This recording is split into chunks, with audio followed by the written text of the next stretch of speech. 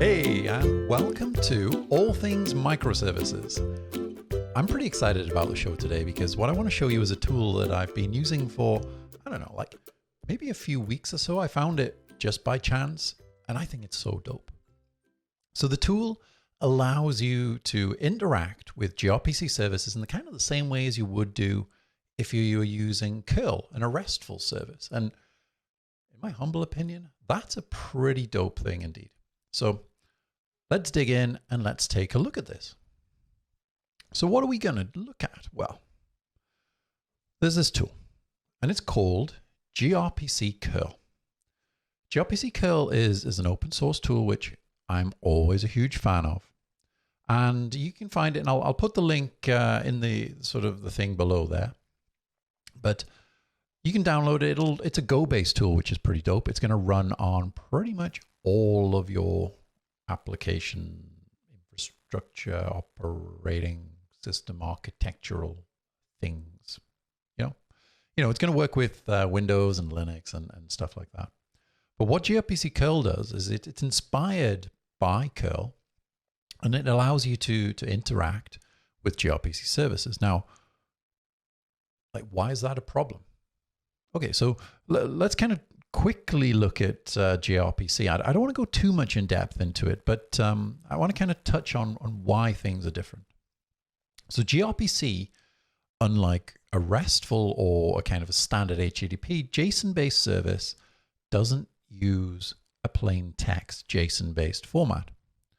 So gRPC is based on a sort of an interaction protocol called protobufs. So protobufs are a binary protocol, and this is kind of one of the things that makes gRPC fast. Okay, so it's using a binary-based protocol with very, very specific encoding, not text. So this makes it really difficult when you want to interact with a service because you've got to post binary, you've got to receive binary. I don't really know how you're going to kind of compose all of that stuff. The basic answer is you're not. You're going to write yourself some code to do it. So gRPCcurl can use various sort of features of gRPC, like reading the protobuf, and it can also do things like reflection. So let's take a look. So this is a very, very simple protocol buff, a definition, a protofile. So what I'm doing is I'm defining a service called currency, and it has two functions, two RPC calls. It has one which is getRate, and that has a message type of rate request and returns a rate response message type. And then I have a second function called subscribe rates. And subscribe rates is a stream, right? So it's not just a request response, but a stream. Not only is it a stream, but it's a bidirectional stream. So what does that mean? Well, so this getRate, this is standard request response. This is the sort of thing that you'll be dealing with your handlers and your RESTful services. It's called a Unary RPC, Unary method, or Unary function. Streaming works differently because what a streaming does is it allows you to open up a persistent connection similar to the way that a WebSocket works to the server, where you can pass two-way traffic. So you've got that persistent connection. Your client can send messages to the server, but also the server can send messages back to your client. And it does that without having to renegotiate any of these kind of handshakes every time. And it's unlike WebSocket, where a kind of a WebSocket it's slightly, I would say, non-structured. You can sort of certainly send structured data, and many, many people use JSON as a data format on WebSockets, but everything in protocol buffs is structured. The clients that can be generated from these protofiles are generated for you. You know, you're generating clients and services based on these protofiles. It's strongly typed from that regard, and that's dope until you need to interact with it. So, let's take a look. So first things first, let's run the example service, and I'll give you a link to my source code. But it's a very, very straightforward little service here. So I'm going to do go run main.go. So I've got my service running there on port 1992. Now, if I curl it, localhost 9092, I get, well, binary output can mess up your terminal. Use output to tell curl to save it. Well, go on. Let's humor this. Let's try this. So output, and it says, what do we want? We want a parameter. Yeah, well, let's just save it. Let's just call it data.dat. Yeah, whatever, right? Now let's take a look at that file. And we've got it just here. Oh, it's an unsupported text encoding. Now, I'll be honest with you. I am not surprised at seeing all of this stuff. What I was kind of wanting to show you is that you're dealing with a binary protocol. So if I use curl, I'm interacting with my gRPC service, but it's binary. I can't send the same messages and send the same inputs and outputs, which is where gRPCcurl comes in. So gRPCcurl, you can install it very easily from the GitHub repo there. You can either use the releases, which are there. You can download a kind of a precompiled binary for Windows or Linux or Mac. Or if you're using Go, if you've got a Go programmer, then you can go install from the same repo there. Get the kind of the very, very latest. But gRPCcurl, so it's a command line tool. So let's have a look at a sort of a very, very simple command. Let's list the services inside of my current gRPC API, right? gRPCcurl, and I'm going to do import. Sorry, no, I'm not. I'm going to do plain text. Localhost 9092 and list. Okay, what's going on here? gRPCcurl command, which I've spelled wrongly. As you can see, I've got too many C's in there. And we're using this parameter, this flag, plain text. What this is doing is this is telling gRPCcurl not to use TLS. So by default, gRPC wants to use TLS for all of the services. You're going to disable that in your gRPC clients from code using the within secure flags. But we're doing the same thing here with this -- plain text. Location for my service, which is localhost 9092 and list. And what list is going to do is list is going to list the services inside of that service. Because of course you can have multiple running in the same API. So you can see here I've got two services. One is currency and one is server.reflection. So let's have a quick just dig into that. Now, gRPCcurl can understand the services inside my API because I've enabled reflection. So reflection is a very sort of special sort of service which is provided by the gRPC packages. And what it does is it allows my API to announce all of the various different services, the methods, and also the messages which are inside. It's a completely optional thing, and you very, very simple. I'm just using the reflection package there, and I'm just registering my server. But really, really useful. Now, there may be reasons that you don't want to use this, and there may be reasons that somebody else isn't using this, and you're not actually using gRPCcurl for your own services. What can you do? Well, it's pretty cool. So what I can do, if I can't use reflection, I can just do exactly the same thing, but I can point gRPCcurl to a proto file. So gRPCcurl, I'll spell it right this time. Maybe gRPC, yeah, maybe that's something like that, right? And we're going to do import path, the path to my protocol buffer definitions, so protos. I've got that in this folder here, protos. And then the actual name of the proto that I want to read. So I'm going to do service.proto. And again, I'm going to do list. I'm in the wrong folder. let me just gRPC. I need to put that into a subfolder. Might just well edit that one out of the video, right? There we go. So we can see there we've got currency. And what's actually happening here is that gRPCcurl is reading this proto file as opposed to using the reflection service. And that's really cool. Anybody who sort of provides a gRPC service that you can consume, they will make available these proto files. The proto files are designed for consumption because you want to generate your own clients and things like that. So that's really neat. We can use this gRPCcurl regardless of whether the reflection service or not is enabled, but I dig the reflection service.